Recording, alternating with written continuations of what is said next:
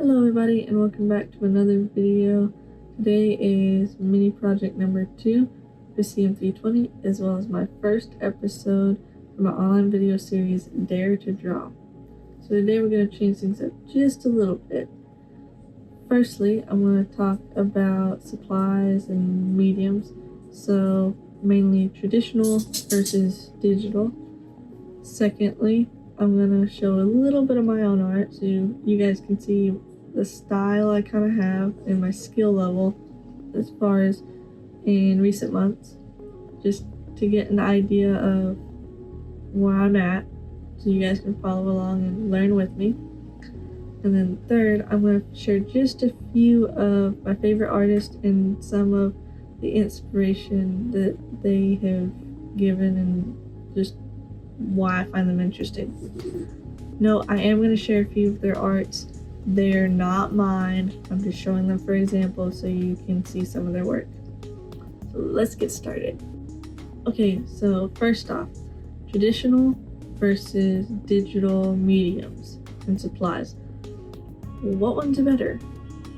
Spoiler alert, they're both good, equally good, but it depends on your preference, which one will work for you, or if you can do both. So some of the main differences is for traditional things, it's basically before technology, and digital is since technology and uses technology. That's a really simple way of putting it.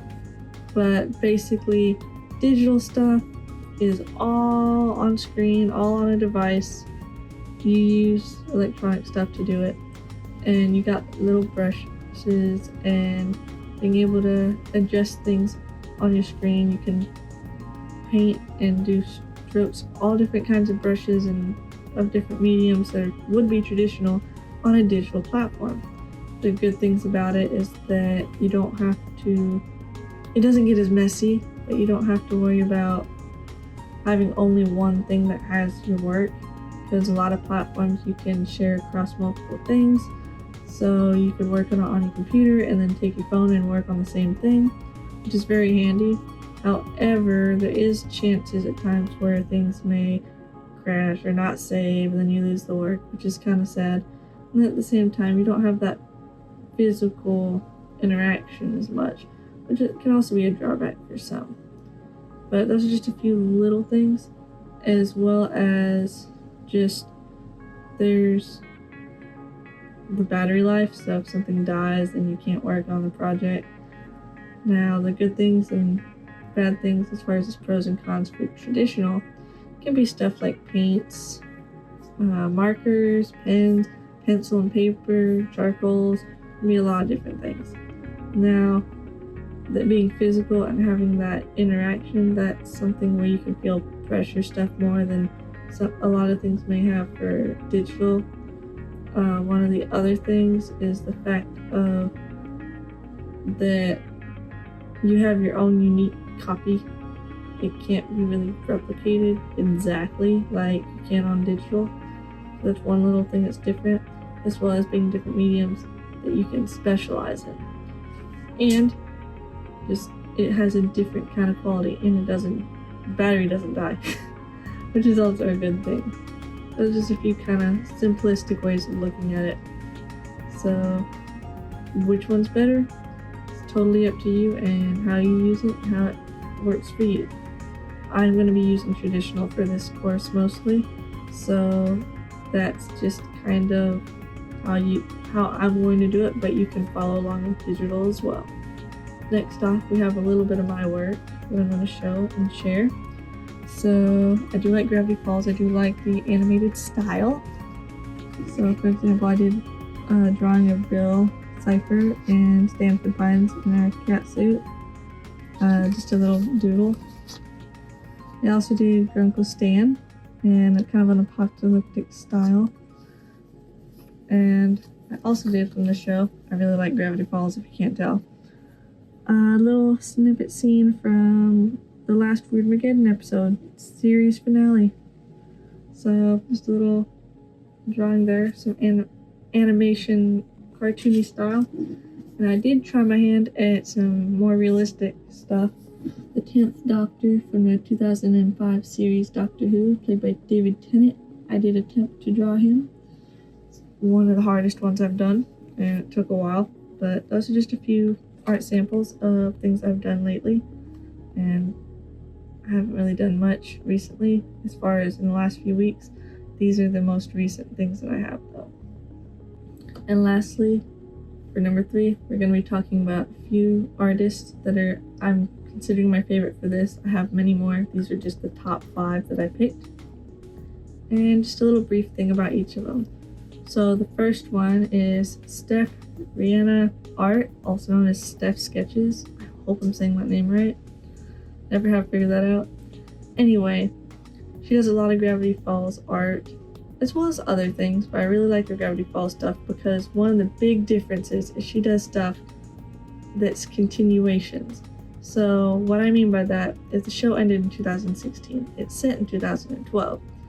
But she does a lot of art like time is still moving forward, like it was 2025 today for the characters. So little differences that she does are really cool and really fun, and she just has a very unique art style.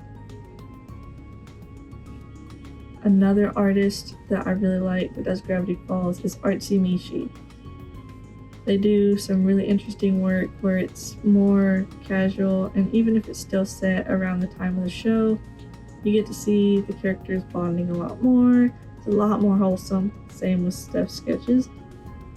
And you get to see like different outfits, different times of the year, different kind of feelings and little stories that go on. And I just really like the style and the feel of these comics and these artworks. Another one that I really like, not Gravity Falls related, is Let Me Explain Studios. I love her work. Rebecca Parham's her name, but it's very simplistic and very smooth. There's no mouth, there's no nose, it's just eyes and body language, which I think is really cool and very different compared to most artists and animators. I like how emotional and being able to express that her animation style is, without having a lot of the features that most would use to express those things. And it's just always such memorable stories and details that are just so fun. Another one is Odd Ones Out. I really like his art style with, again, a simplistic style with it not being too complex, yet having complexities that are its own, not just copying something. I also found it very fascinating that he was actually able to get a show on Netflix of his animation style and everything, and it being fairly successful. And I mean, like, that's a big step from YouTube to a big streaming station. That's a big jump. And that just is really inspirational to me, just how far animation and art can go. And lastly is Scott Christian Saba. Now, his art is not cartoony like the others. It's a little more realistic, but I really, really like how his art style is. It's realistic, but a little bit cartoony. It's soft, yet it's bold. It's got this like magic to it that's just, it's subtle, but it's there and it's strong. It's like it's pulling you to just be taken away by it. It's just, I love his art so much, and it's so beautiful. So if you've made it this far, congratulations, and drop down in the comment section below your favorite song to let me know that you've made it. So with all this, we're gonna wrap up the video, go over a few things. So first, we went over traditional versus digital mediums. We went over some of my art and just the skill level that I'm at and what I can do. And we went over some of my favorite artists and the inspirations that they've had for me, and just showing a few examples. So I hope that everyone has a good rest of their week, and I hope to see you in another video or another episode of this series. And please don't forget to like, subscribe, and drop a comment down below. And I will see you in another video. Bye!